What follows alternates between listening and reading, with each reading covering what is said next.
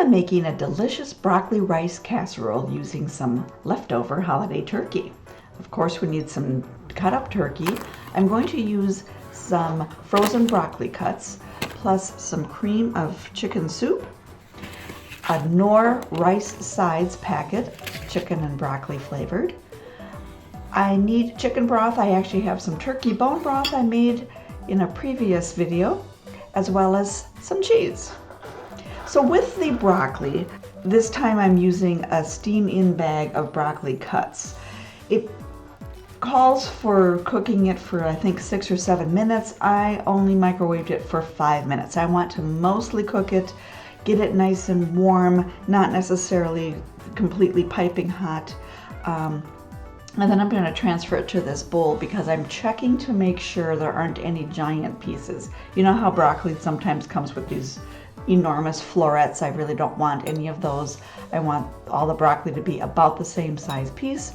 These are perfect, so this is all set to go. Just transfer things right into your casserole dish. This is a 2.5 to 3 quart casserole dish. Turkey, broccoli, and then the condensed can of cream of chicken soup. Spoon that all in there, and then we'll add the Knorr rice sides right into that pan. And of course, the broth.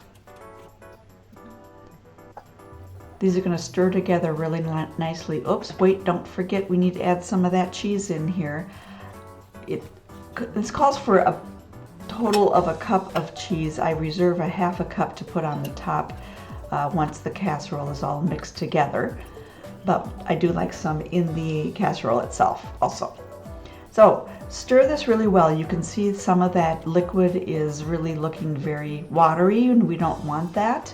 So give it a good stir. You can do this in a bowl if you'd rather. It would stir together a little bit easier. I was just in a mood to not have even one more extra dish today.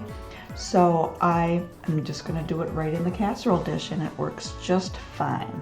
Once that's all stirred together, we just sprinkle the top with the rest of that reserved cheese, and then this is ready to go. We're going to cover it and bake it in a preheated oven for 30 to 40 minutes at 350 degrees. Once that cooking time is done, you can see it's hot and bubbly. We'll take off the cover and look at how lovely that is. This is a really great way to repurpose some leftover turkey from your holiday meal. It's cheesy, it's delicious, and I hope you try it because if you do, I know you'll love it. Enjoy.